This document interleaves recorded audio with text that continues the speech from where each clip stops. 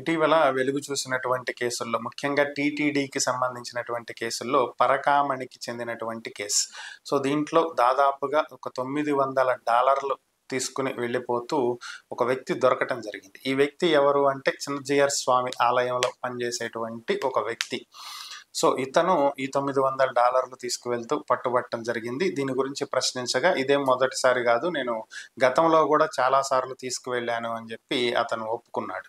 So ఓవరాల్గా దీని మీద విచారణ జరపగా తేలింది ఏంటంటే ఇతను దీని ద్వారా సంపాదించినటువంటి భారీ ఆస్తులు, ఈ ఆస్తులకు సంబంధించి ప్రశ్నలు లేవనెత్తి ఆ కోర్టులో కేసులు నడుస్తున్నాయి.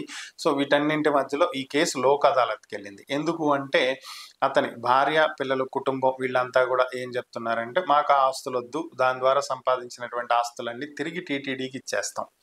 సో ఇది వాళ్ళు చెప్పినటువంటి ప్రశ్న. సో దీంతో లోక్ అదాలత్లో ఇద్దరి మధ్య ఒప్పందం కుదిరింది.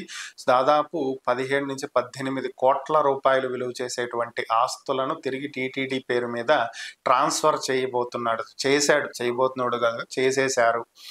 సో ఇంకా అందుకని అతని మీద కేసు వెనక్కి తీసుకోబోతుంది టీటీడీ అనేది ప్రస్తుతం ఉన్నటువంటి వార్త. మరి ఈ కేసు ప్రస్తుతం హైకోర్టులో నడుస్తుంది. లోక్ అదాలత్లో ఒకసారి ఇద్దరి మధ్య ఒప్పందం కుదిరి సెటిల్మెంట్ అయినటువంటి కేసు మరలా రీఓపెన్ అవుతుందా, అసలు దీనికి వ్యాలిడిటీ ఉంటుందా ఏంటి అనేది ఇప్పుడు హైకోర్టు నిర్ణయించబోయేటువంటి పరిస్థితి.